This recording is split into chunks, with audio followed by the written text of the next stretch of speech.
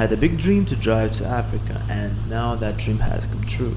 We're heading to Morocco, more precisely, we're sailing there. In this episode we will visit several authentic cities in Morocco, explore the famous market, learn about the Berbers, visit the largest film studio in the world where the Gladiator was filmed, talk about the local transport and roads, spend the night in perhaps the most unusual hotel, get acquainted with the local architecture, visit the Moroccanian Switzerland, yes, there is such a place here, meet the inhabitants of the Atlas Mountains and see the real Sahara Desert. Finally, we'll visit the Spanish enclave in Africa. Africa and Europe are separated by the Strait of Gibraltar, where the narrowest part is just 30 kilometers wide. It is so narrow that there have been attempts to connect Europe and Africa with a bridge, tunnel, and even an ambitious plan to build a dump, but none of these plans were ever realized. The Strait of Gibraltar is quite an interesting place with a great strategic and economic significance. A large number of cargo ships pass through it daily, so it's not surprising that the Gibraltar, also known as the Rock, still belongs to the United Kingdom, and it is the last colony in Europe. Therefore, the easiest way to get to Africa is to cross the Strait of Gibraltar by ferry. So let's not waste any time and board the ferry. The crossing takes just 1 hour, but during the journey you can enjoy the scenic views of the Strait of the Gibraltar.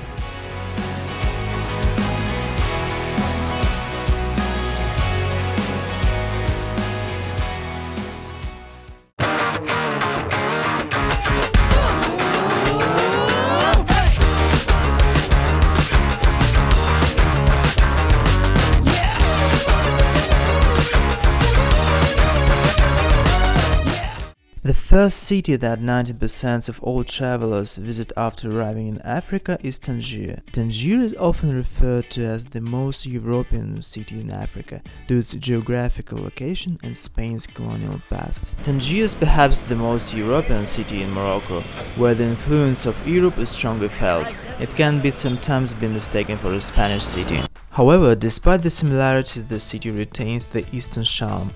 Perhaps the most interesting place in the city is the Medina, the so-called old part of the city in Arabic. In the Medina of Tanger you can find the unique Moroccanian architecture style that combines influences from Arabian, Andalusian and European cultures. Traditional carved wooden windows and doors, white and blue walls and countless hidden courtyards give the Medina a special charm and uniqueness. Strolling through the narrow streets, you can discover numerous cozy shops, craft workshops, markets and cafes, where you can immerse yourself in Moroccanian culture and traditions. Not far from Tanger is a fairly popular spot called the Caves of Hercules. While the caves themselves might not impress the seasonal travelers, the surrounding area and the road leading to them are definitely worth the attention. Well, let's not linger here and move on, and while we are on our way to the next destination, I'll share some surprising facts about Morocco with you. Many people have stereotypes about the Morocco being a poor country, just like in Africa in general, but things are a bit different here. An amazing fact that Morocco has a high-speed train line. You can get from Tanger to Casablanca in just 2 hours and 10 minutes. With the train reaching speeds of 310 km per hour. It's the first and only high-speed train in Africa. You wouldn't expect to see something like that here, wouldn't you? The development of such things as transport and roads greatly contributes to infrastructure and tourism in various regions of the country. To understand the achievement, ask yourself, does your country have something like this? And of course, one thing worth noting separately is the roads. These aren't just well-paved roads, they are real highways with a speed limit of 120 km per hour. The network is highly developed, connecting the major cities of the country such as Tanger, Casablanca, Marrakech and Agadir. You'll regularly come across the petrol station with the cafes and just like in Europe and even, wait for it, charging station for the electric vehicles. Just look at how everything here is so well organized. The influence of neighboring Europe is clearly evident. Hats off to the Moroccans, driving on these roads is a real pleasure.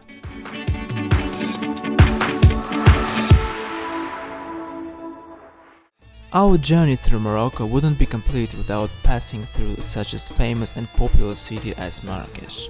Marrakech is primarily known for its vibrant character, as well as famous market and Medina. Now let's delve into the details. The story of Marrakech begins with the fact that the city is divided into the two completely different parts. The colorful ancient Medina and the new part of the city, such as absolutely nothing like the old town. The old and new parts of the city are separated by the wall, and inside the wall the city lives its own life, to the extent that it seems to many people never leave this area. Here everyone is always on the move, selling something. There is always constant hustle and bustle of the locals and tourists on the streets. Perhaps the most interesting and visited part of the city is the market, although in reality the entire Medina is essentially one big market. The Marrakech market surprises you with its hospitality from the first minute, and it's very different from the markets you are used to seeing. Here no one bothers you and no one tries to force anything on you. The reason for this is that Moroccan's population consists not only of Arabs but also to a significant extent of Berbers. So let's delve into who the Berbers are. The Berbers are historically the inhabitants of the North Africa who converted to Islam in the 7th century. They look different, for example here the few world-famous Berbers. They also have their own language and script, which is quite different from Arabic and even written in the opposite direction, like in all European languages. But let's return to the market. What don't they sell here? Unusual lamps, carpets, leather goods, tangis, masks and so much more. Amazingly, the market is not only a place for selling goods, but also for producing them.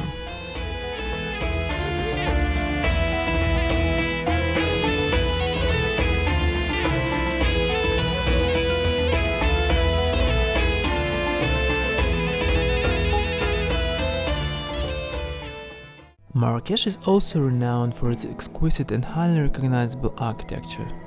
Looking at all of this beauty, you can't help but wonder how many years it took to create all of this splendor.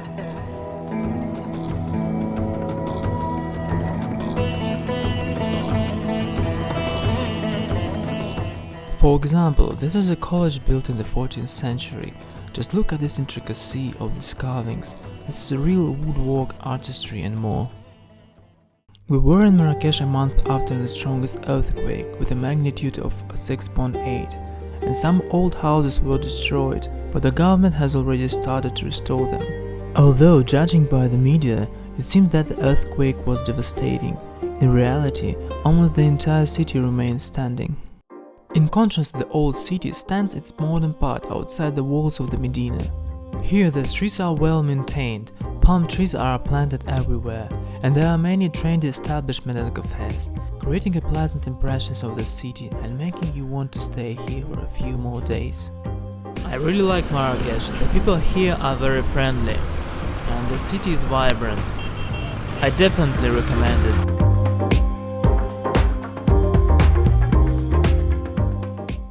But let's not linger in the cities. Morocco is famous not only for its beautiful cities and stunning nature, which we will certainly explore, but also as a location for the filming Hollywood movies.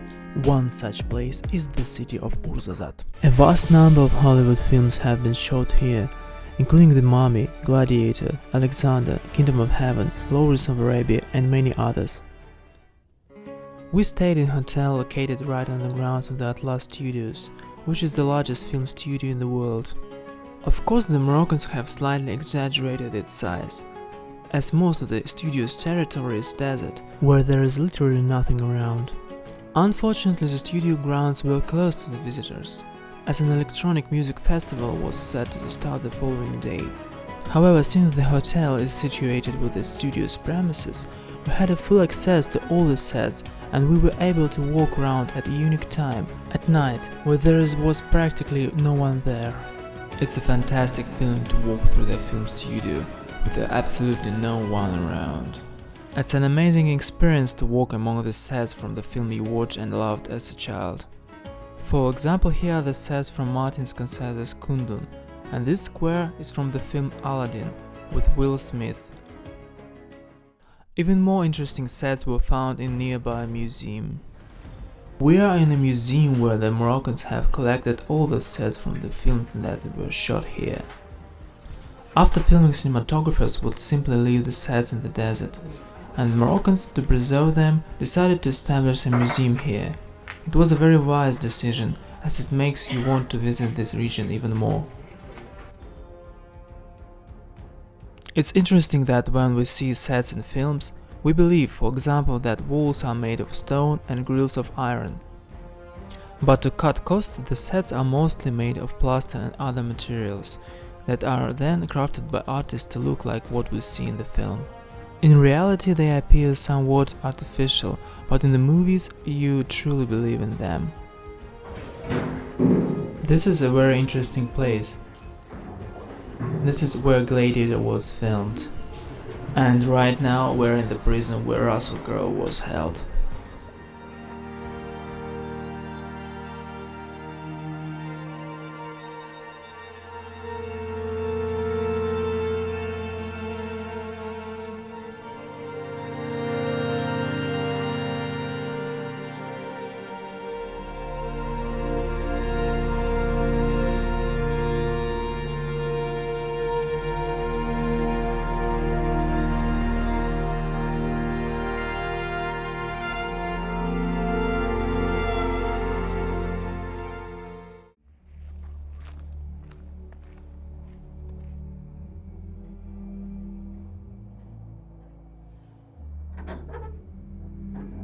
Behind me are the sets for the city of Jerusalem in the film Kingdom of Heaven. You know, it's an incredible feeling when you love a certain film, visit the place where it was shot and impress yourself in its atmosphere. Here you really feel it. Looking at these sets, you understand just how meticulous Hollywood masters are about their work. For example, these stage towers are actually made of wood, crafted to meet a historical accuracy. Just imagine a nearly full-scale city built for a film, but despite that, it looks so authentic in the film. When you are near it, you truly feel like you are in Jerusalem and not even somewhere in Morocco.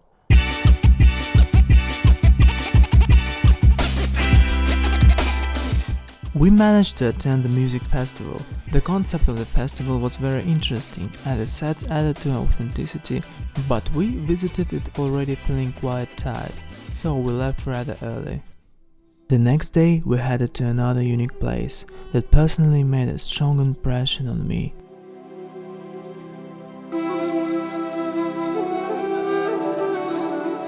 The ancient city of Ait Benhaddou is a gem of Moroccan culture. If you truly want to immerse yourself in the ancient East and its rich heritage, this place is must visit.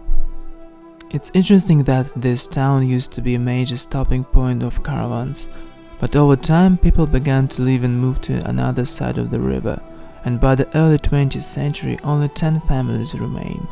However, in recent years restoration efforts have been underway, with the plans to transform this town into a new open-air art museum. And of course, such a unique place couldn't escape the attention of filmmakers, with about 3 major films being shot here regularly, including Gladiator, Game of Thrones and Prince of Persia. We spoke with a local resident and asked if he had ever been involved in the filming. He said that whenever a film is shot here, the entire village takes part, and he had appeared in every film shot here. He also mentioned that he was paid not only for his shooting day, but also compensated for the money he could have earned selling his paintings while working on the film. The last film he was involved in was Gladiator 2, which wrapped up filming just a month ago. But the town is interesting not just for its cinematography, but also for its unique painting technique. The uniqueness lies in the fact that after a painting is created using tea and saffron, it's transformed by fire, acquiring its structure and colors. The town is full of character and fascinating artisans you can meet on the streets. Wandering through its narrow alley, it's a real pleasure.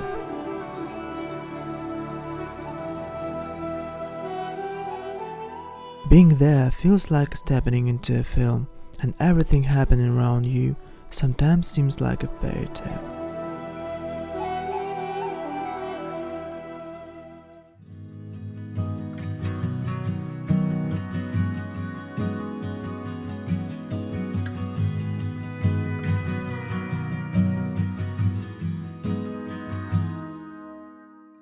This is the most amazing hotel I ever stayed in. There is no electricity here and all lighting is done only by candles. It feels very cozy, like you have stepped back in time. Combined with this town and its incredible atmosphere, it's simply enchanting.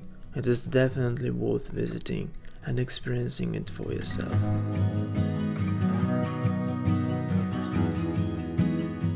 Just have a look at this beautiful place.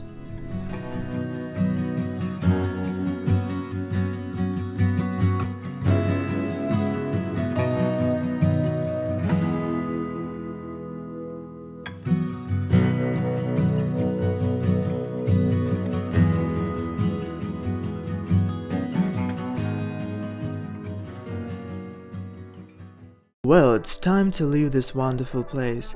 Our journey takes us through the sands to the Sahara Desert. As we continue our journey, we'll stop by another fascinating place. Can you guess what the tower behind me is? It's the largest solar power plant in the world, with a capacity of 510 megawatts. Its operation is based on reflecting sunlight from those panels towards to the center of the tower. The tower then generates all electricity from those concentrated solar rays. Morocco is the only country in Africa that doesn't have fossil fuels reserves, yet it enjoys some of the longest hours of sunlight in the world each year. It's no surprise that the decision to build such a grand project was made in favor of this location. The King of Morocco has set a goal to achieve 50% of the country's energy consumption from renewable sources by 2030. Since most of the rivers here are unsuitable for hydroelectric stations, the choice was made in favor of the solar energy. It's worth noting that by 2020, the percentage of renewable energy had already reached 40%. The site for the construction was chosen for a reason. This area has one of the highest concentrations of the solar radiation in the world, with the sunshine 365 days a year. Just imagine the size of this power plant. It's covered in an area equivalent to 3,500 football fields and consists 7,400 reflecting panels. But what's even more amazing is that it can continue generating electricity for up to 7 hours, even at night.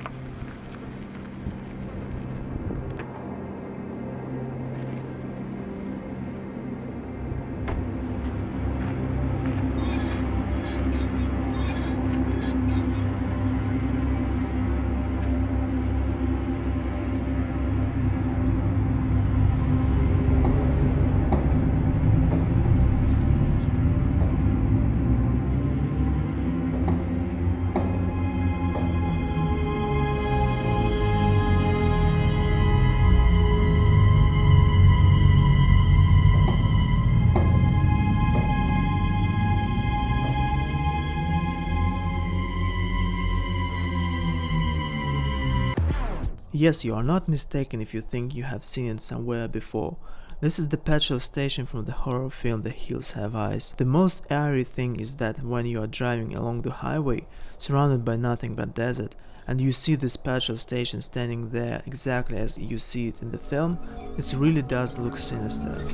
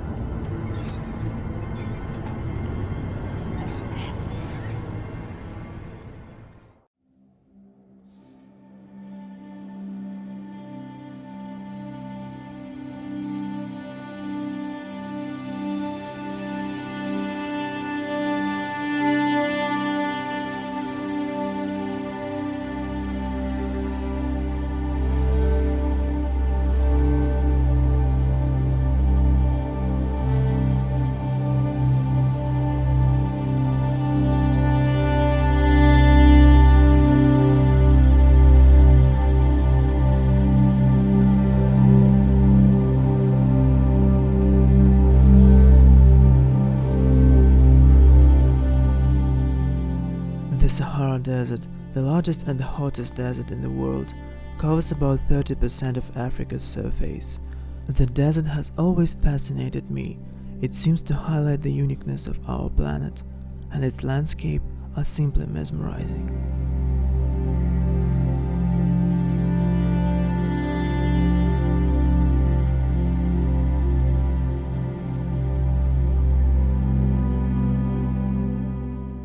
We've been living in Sahara Desert for 3 days now, and some might wonder what there is to do.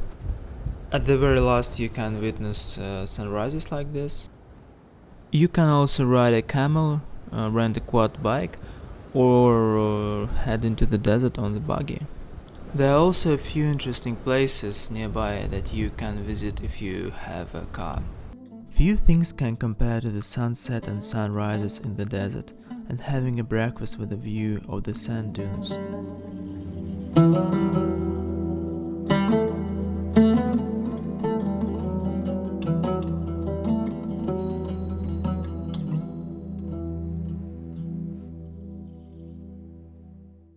An interesting fact is that the Sahara Desert is constantly moving, shifting 6 to 10 kilometers south each year. And now we're heading to another place, which of course has been a favorite spot for filmmakers. Can you believe Hominoptera? Here we go again.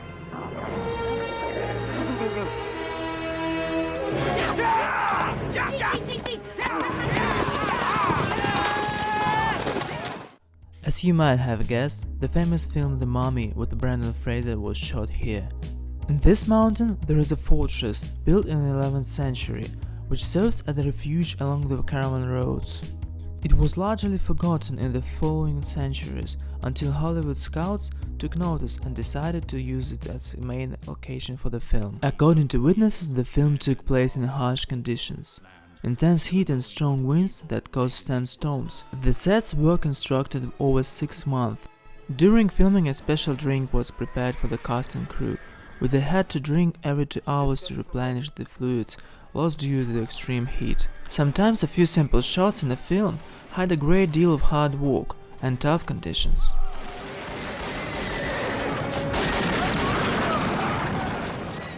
But even putting the film aside, that place is truly beautiful, and the views from the mountain's peak resemble some kind of cosmic landscapes, as if from another planet entirely.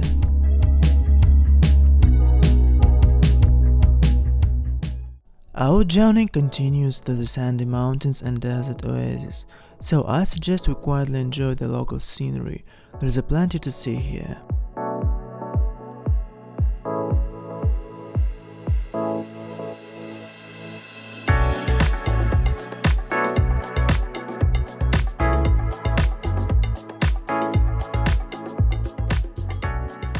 As I have mentioned many times, Morocco is an incredibly diverse country, and it's now time to immerse ourselves in some truly unique landscapes.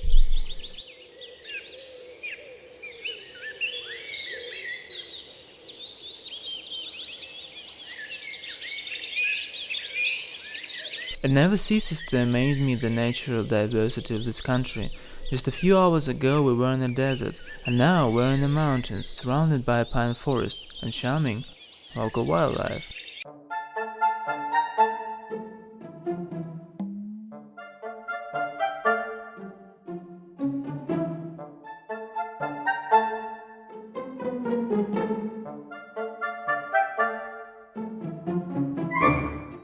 Berber macaques, also known as maggots, are the only monkeys living in North Africa, and their habitat is quite limited, as they only live in the high mountains up to 2000 meters. These cute fluffy creatures are very cheeky and are the true masters of this area. They can easily snatch food from you at the moment you are distracted, and they are not afraid of people at all. However, because tourists constantly feed these monkeys, they have become quite plump, and some of them I believe are no longer capable of finding food on their own. So please don't feed wild animals, it can actually make things worse for them, as they may no longer able to survive in the wild on their own.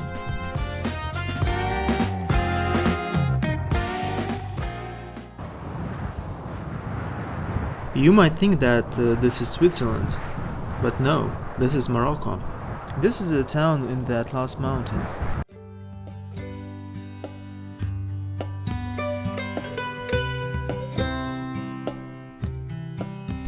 The town of Ifran, often referred as the Moroccan Switzerland, is a famous resort in Morocco that architecturally naturally resembles Switzerland. There are even cedar and pine forests here, and the town's decor is truly impressive. It's a clean and well maintained, and you can easily mistake it for an alpine town.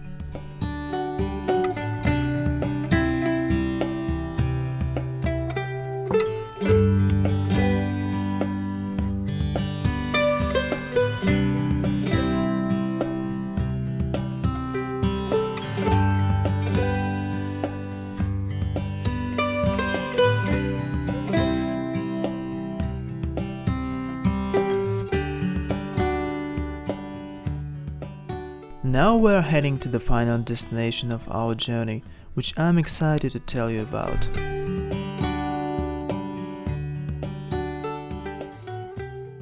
We are now standing at the border between Morocco and Spain. This land border is notorious of being a place where people attempt to cross legally over the wall between Europe and Africa. It's quite a tough situation. We ended up waiting for the border longer than expected, which caused us to miss our ferry. Now we're unsure where to stay for the night, as all the hotels are fully booked. We've managed to find one last option and are trying to get to the final hotels in the city.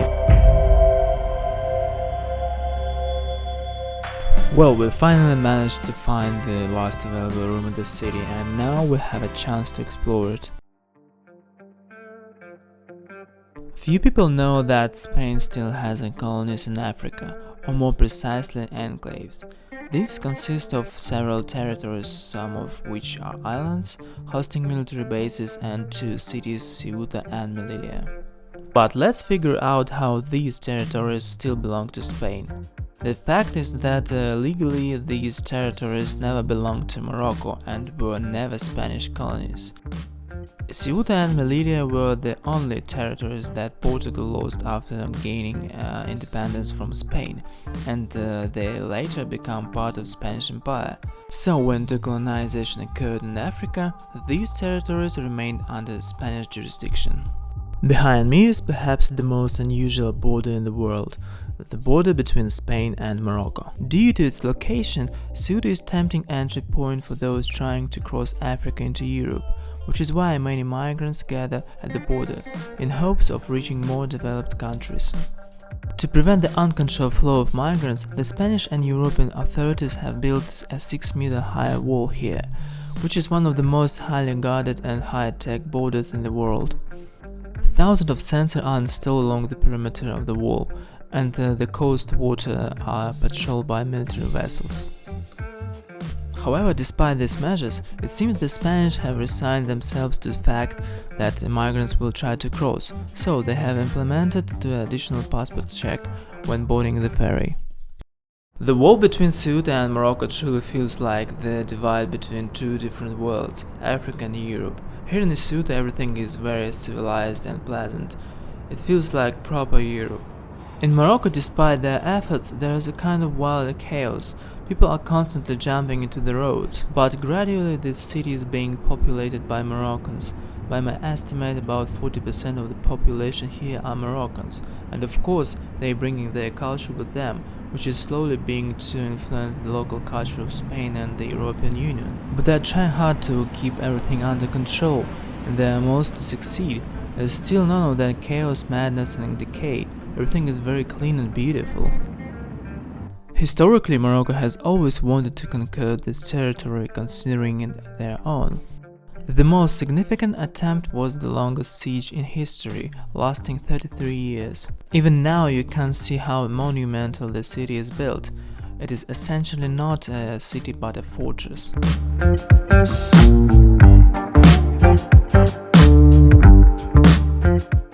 Another interesting fact is that Ceuta is not subject to European Union taxation.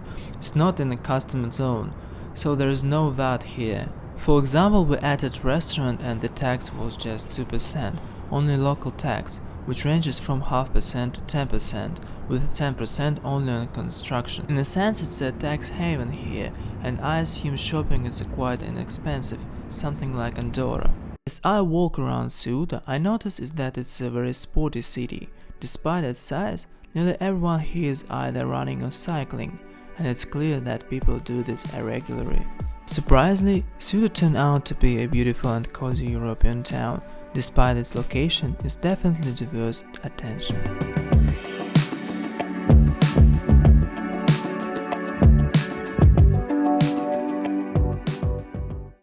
Well, it's time to draw some conclusions. In my opinion, Morocco is an interesting and vibrant country, where European influence and ancient traditions blend into a fascinating way. In terms of infrastructure development, it's in my view one of the best in Africa. On the top of that, considering that its incredible diverse nature, there aren't many countries in the world that have desert, mountains, pine forests and European landscapes. Moreover, it's a safe country with reasonable prices for tourism and friendly people. Perhaps that's why it's so often chosen by filmmakers. And that's all from me. Travel, because it has never been as easy as it is now. Our planet is unique. Take care of it.